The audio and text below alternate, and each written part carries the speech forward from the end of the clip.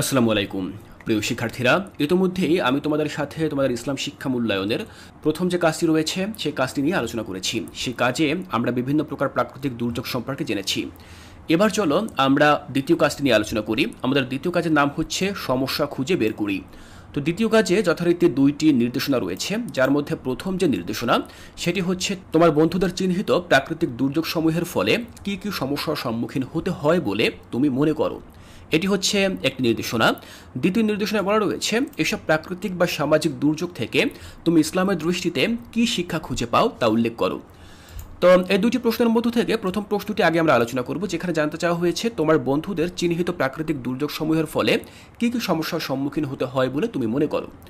তো দেখো, এর নমুনা সমাধান আমরা ঠিক এভাবে লিখতে পারি, যেখানে জানতে চাওয়া হয়েছে তোমার বন্ধুদের চিহ্নিত প্রাকৃতিক দুর্যোগ সমূহের ফলে কি কি সমস্যার সম্মুখীন হতে হয় বলে তুমি মনে করো।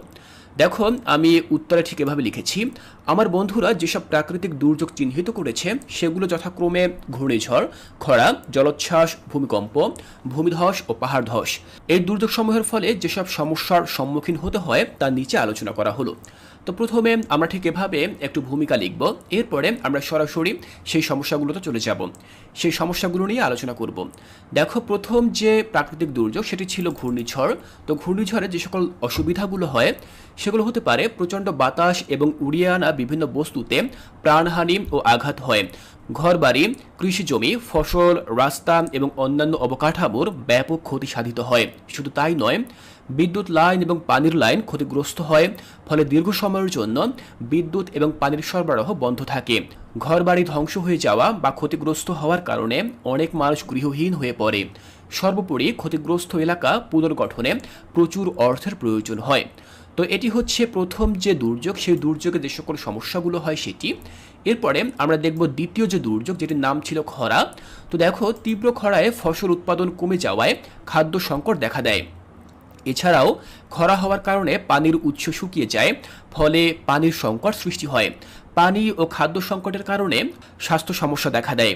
কৃষি নির্ভর জনগোষ্ঠীর জন্য আর্থিক ক্ষতি এবং কর্মসংস্থানের সংকট সৃষ্টি হয়। তো এটি হচ্ছে দ্বিতীয় প্রাকৃতিক দুর্যোগ এবং তার ফলে যে সকল সমস্যাগুলো হয় সেগুলো। এরপরে আমরা 3 নম্বর দেখে নেব জলোচ্ছ্বাস। তো জলোচ্ছ্বাসের ক্ষেত্রে আমি লিখেছি উচ্চ জোয়ার এবং ঢেউয়ের কারণে ডুবে যাওয়া এবং আঘাতপ্রাপ্তির ঝুঁকির সৃষ্টি হয়। বড় ধরনের জলোচ্ছ্বাসের কারণে ঘরবাড়ি, রাস্তা এবং অন্যান্য অবকাঠামো ক্ষতিগ্রস্ত হয়। জলমগ্ন হওয়া এলাকায় বাসিন্দারা গৃহহীন হয়ে পড়ে, পানিবাহিত রোগের প্রকোপ বৃদ্ধি পায়। তো 3 নম্বরে আমরা জলোচ্ছ্বাস সম্পর্কে লিখলাম এবং তার সমস্যাগুলো সম্পর্কেও জানলাম। এবার আমরা 4 নম্বরে জানব ভূমিকম্প সম্পর্কে, যেখানে আমি বিস্তারিত লিখেছি ভূমিকম্পে ভবন ধসে পড়ে মানুষের মৃত্যু হয়, কেউ কেউ তীব্র আঘাতে আহত হয়। ভবন, রাস্তা, সেতু এবং অন্যান্য অবকাঠামো ধ্বংস হয়। ধ্বংস হওয়া ভবনের বাসিন্দারা গৃহহীন হয়ে পড়ে। ভূমিকম্পের পর অনেকের মধ্যে মানসিক চাপ এবং ভীতি সৃষ্টি হয়ে থাকে। 4 নম্বরে আমরা ভূমিকম্প সম্পর্কে জানলাম। এবার আমরা 5 নম্বরে জানবো ভূমিধস সম্পর্কে, যেখানে আমি বিস্তারিত কি লিখেছি দেখো, ভূমিধসে মানুষ চাপা পড়ে আহত হয় এবং ক্ষেত্র বিশেষে নিহতও হয়। ঘরবাড়ি, রাস্তা এবং অন্যান্য অবকাঠামো মাটির নিচে চাপা পড়ে, রাস্তা বন্ধ হয়ে যাওয়ার কারণে যোগাযোগ বিচ্ছিন্ন হয়ে পড়ে। সবশেষে দেখো, আমি লিখেছি পাহাড় ধস সম্পর্কে। দেখো, আমি লিখেছি পাহাড় ধসে চাপা পড়ে মানুষের মৃত্যু হয় এবং আঘাতপ্রাপ্ত হয়। ঘরবাড়ি, রাস্তা এবং অন্যান্য অবকাঠামো ধ্বংস হয়ে যায়। রাস্তা বন্ধ হয়ে যাওয়ার কারণে যোগাযোগ বিচ্ছিন্ন হয়ে পড়ে, পাহাড়ি অঞ্চলের জীববৈচিত্র্য ধ্বংস হয়ে যায়। তাহলে শিক্ষার্থীরা, তোমরা দেখলে প্রথম যে কাজটি রয়েছে বা প্রথম যে নির্দেশনা রয়েছে সেই নির্দেশনার সমাধান আমরা ঠিক কিভাবে লিখতে পারি। এবার আমরা আলোচনা করব দ্বিতীয় যে নির্দেশনা সেটি নিয়ে। দেখো, সেখানে বলা হয়েছে এসব প্রাকৃতিক বা সামাজিক দুর্যোগ থেকে তুমি ইসলামের দৃষ্টিতে কি শিক্ষা খুঁজে পাও তা উল্লেখ করো। তো এই প্রশ্নের সমাধান আমরা কিভাবে লিখতে পারি, চলো সেটিও আমরা দেখে নিচ্ছি।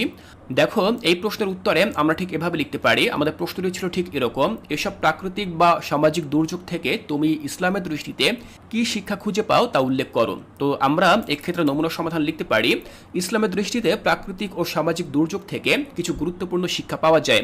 এই শিক্ষাগুলো মানুষের আধ্যাত্মিক, সামাজিক এবং নৈতিক উন্নতির জন্য অত্যন্ত মূল্যবান। নিচে এগুলো সংক্ষেপে উল্লেখ করা হলো। তো প্রথমে আমরা ঠিক এভাবে ভূমিকা লিখব, এরপরে আমরা যে সকল শিক্ষাগুলো খুঁজে পাই সেই শিক্ষাগুলো খুব সুন্দরভাবে উল্লেখ করব।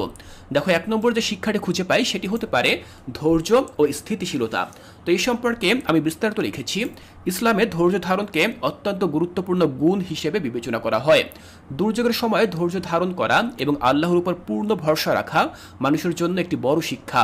আল্লাহ বলেন, হে মুমিনগণ, ধৈর্য ধারণ করো এবং পরস্পরের ধৈর্যের প্রতি আহ্বান করো। তো এই যে আয়াতটির কথা আমি এখানে উল্লেখ করেছি, এই আয়াতটি নেওয়া হয়েছে সূরা আল ইমরানের 200 নম্বর আয়াত থেকে। তো প্রথম যে শিক্ষাটি সেটি ছিল ধৈর্য ও স্থিতিশীলতা। দ্বিতীয় শিক্ষাটি হচ্ছে আল্লাহর প্রতি বিশ্বাস ও তওবা। তো এক্ষেত্রে দেখো আমি কি লিখেছি, প্রাকৃতিক দুর্যোগ মানুষের সীমাবদ্ধতা এবং আল্লাহর সর্বশক্তিমত্তার প্রতি নতুনভাবে বিশ্বাস ও তওবা করার শিক্ষা দেয়। মানুষকে তার পাপ থেকে ফিরে এসে আল্লাহর পথে চলার জন্য উদ্বুদ্ধ করে। আল্লাহ বলেন, তোমরা আল্লাহর কাছে তওবা করো, নিশ্চয়ই তিনি তওবাকারীদের ভালোবাসেন। তো এই যে আয়াতটি আমি নিয়েছি, এটিও নিয়েছি কুরআন থেকে এবং যথারীতি এটি হচ্ছে সূরা বাকারার 222 নম্বর আয়াত। তো শিক্ষার্থীরা, তোমরা এখানে একটি বিষয় খুবই গুরুত্বের সাথে খেয়াল করো, সেটি হচ্ছে যে আমি কিন্তু বিভিন্ন জায়গায় কুরআন থেকে রেফারেন্স তুলে ধরেছি। যেমন প্রথম এই যে পয়েন্টটি, সেখানে কিন্তু আমি সূরা আল ইমরানের একটি আয়াত উল্লেখ করেছি।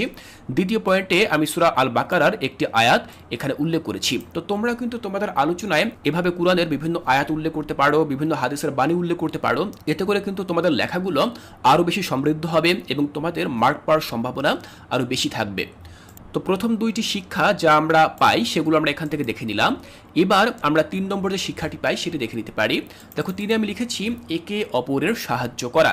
তো এক্ষেত্রে আমি বিস্তারিত লিখেছি, দুর্যোগের সময় মানুষের প্রতি মানুষের সহানুভূতি এবং সাহায্যের মনোভাব গড়ে ওঠে। ইসলামে দান, সাদাকা এবং সাহায্য করার উপর বিশেষ গুরুত্ব দেওয়া হয়েছে। হাদিসে বলা হয়েছে, যে ব্যক্তি তার মুসলিম ভাইয়ের প্রয়োজন পূরণ করে, আল্লাহ তার প্রয়োজন পূরণ করবেন। তো এই হচ্ছে আমাদের 3 নম্বর শিক্ষা। এখানেও দেখো আমি একটি রেফারেন্স দিয়েছি, যেটি আমি নিয়েছি সহিহ মুসলিম থেকে। তোমরা ঠিক এভাবে বিভিন্ন রেফারেন্স উল্লেখ করবে এবং সেই রেফারেন্সটি তুমি কোন জায়গা থেকে নিয়েছো সেটিও কিন্তু তোমাকে উল্লেখ করতে হবে। এবার দেখো 4 নম্বর যেটি আমরা লিখতে পারি সেটি হচ্ছে দানের গুরুত্ব। তো এক্ষেত্রে আমি লিখেছি, ইসলামে সাদাকা বা দানের গুরুত্ব অপরিসীম। দুর্যোগের সময়ে গরিব ও অসহায় মানুষের প্রতি সহানুভূতি প্রকাশ এবং তাদের সাহায্য করা একটি মহান শিক্ষা। এরপর 5-এ আমি লিখেছি একতা ও সম্প্রীতি। এক্ষেত্রে আমি বিস্তারিত লিখেছি, দুর্যোগের সময় সমাজের সবাই মিলে একসাথে কাজ করলে দুর্যোগের ক্ষতি কমানো এবং পুনর্গঠন কাজ সহজ হয়। ইসলামে একতা ও সম্প্রীতির উপর জোর দেওয়া হয়েছে। আল্লাহ বলেন, তোমরা সকলে মিলে আল্লাহর রজ্জুকে দৃঢ়ভাবে ধরো এবং বিচ্ছিন্ন হইও না। তো এক্ষেত্রে দেখো আমি এই যে আয়াতটি নিয়েছি সূরা থেকে, সেই আয়াতটি হচ্ছে সূরা আল ইমরানের 103 নম্বর আয়াত। তোমরা ঠিক এভাবে উল্লেখ করতে পারো। 6-এ আমি লিখেছি প্রকৃতির প্রতি সম্মান, যেখানে লেখা রয়েছে প্রাকৃতিক দুর্যোগ থেকে শিখতে হয় প্রকৃতির প্রতি সম্মান দেখানো এবং পরিবেশ রক্ষা করা আমাদের দায়িত্ব। এবার দেখো সবশেষে আমি 7-এ লিখেছি শিক্ষা ও সচেতনতা। দুর্যোগের পর মানুষের জন্য শিক্ষা হলো তাদের জীবনযাত্রার পরিবর্তন আনা, সচেতনতা বৃদ্ধি করা এবং ভবিষ্যতের জন্য প্রস্তুতি নেওয়া। এবং সবশেষে দেখো আমি উপসংহারে ঠিক এভাবে লিখেছি, এই শিক্ষাগুলো গ্রহণ করলে একজন মুমিন তার জীবনকে আরও সুশৃঙ্খল এবং আল্লাহর নিকটবর্তী করতে পারে, যা তার আধ্যাত্মিক এবং সামাজিক জীবনে ইতিবাচক প্রভাব ফেলে। তাহলে শিক্ষার্থীরা, তোমরা দেখলে যে দ্বিতীয় যে প্রশ্নটি রয়েছে সে প্রশ্নে আমি বিভিন্ন শিক্ষার কথা উল্লেখ করেছি, যে সকল শিক্ষাগুলো আমরা ইসলামের দৃষ্টিতে খুঁজে পাই যখন বিভিন্ন প্রাকৃতিক দুর্যোগ হয়ে থাকে। তাহলে শিক্ষার্থীরা, আমি আশা করছি এখান থেকে তোমাদের বুঝতে আর কোনো অসুবিধা নেই। এর পরবর্তী ক্লাসে আমি আলোচনা করব 3 নম্বর কাজটি নিয়ে এবং সেই কাজের সমাধান তোমরা কিভাবে করবে তাও আমি তোমাদেরকে বুঝিয়ে দেব। তাই শিক্ষার্থীরা, কোর্সটিকায় এর পরবর্তী ক্লাসগুলো দেখার আমন্ত্রণ জানিয়ে আজকের এই ক্লাসটি এখানেই শেষ করছি।